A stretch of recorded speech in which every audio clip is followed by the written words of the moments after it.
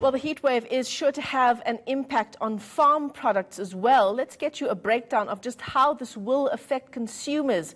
Joining us on the line is agricultural economist, Wandile Sihlobo. Wandile, thanks very much for your time on ENCA now.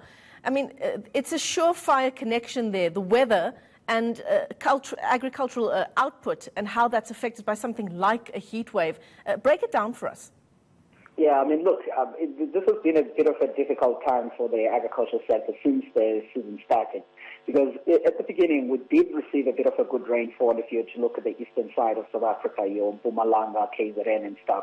But the other provinces on the western side, which predominantly produce sunflower seeds and white maize, which then links on to our staple food, there it's been relatively dry for throughout the season. As a result, I mean, if you were to look at the amount of the hectares that have been planted thus far, you realize that in the northwest, for example, the guys have planted less than 10% of hectares of maize that they intended to plant. Western Free State, similar story, less than 20%.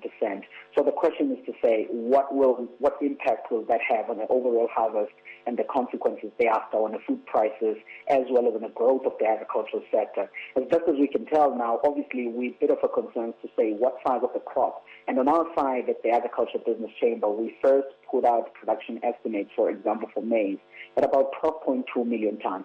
But I think that number will be revised down, and I'm thinking we'll probably have a single-digit number there. We don't know if it will be an 8, it will be a 9. We will see as we get the planting data. We'll probably come up with an estimate at the end of January. But as we speak right now, things are not looking well. In terms of commodity prices, maize prices are already up by plus 30% compared to the levels that we were in last year. But obviously, if you are a consumer, you're not going to feel the immediate impact of all of this. You'll probably start to get a pinch right around about February going on into March. That's if we don't really get some good rainfall in the next couple of days, because some guys could still plant if we do get rainfall in the next week or so. But it is too late and it is a bit tough. So there are two issues at play here. It's the price of things like maize products, which we know a large portion of the country does rely on. And on the other hand, agricultural input and what that means for domestic growth.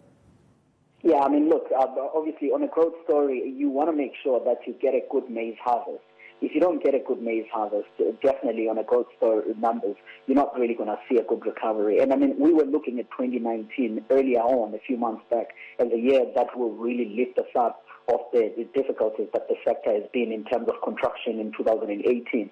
And that was backed with the recovery which we saw in the Western Cape, and we're thinking that in the maize belt also we might get somewhat normal rainfall. But now as it seems that we're not really getting such a bit of a rainfall, and there's still talks of intensifying El Nino when you look on from March going forward.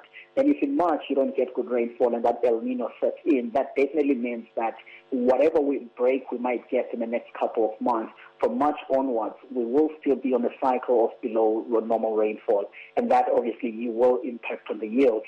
And then once those yields are lower, that impacts on the growth numbers. We will be working out our estimates as soon as we come out from holiday going on in the next couple of weeks or so. We'll work on our growth projections. We'll work on the food inflation projections.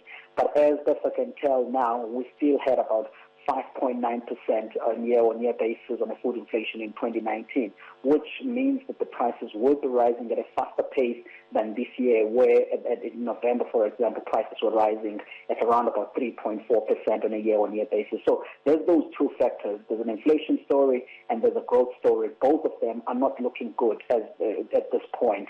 And if this heat wave continues for the next week or so, definitely as you go on into 2019, you will see a much more contraction from the numbers that we have seen this year in terms of growth. And the food inflation, you might see prices rising at a faster pace than what we've seen in 2018. All right, well, thanks very much for that. Just an update on exactly how the heat wave may well affect your pockets. We are being told that we're going to see single-digit numbers, particularly when it comes to maize numbers. Wandile Sihlobo is our agricultural economist, just breaking down those numbers for us.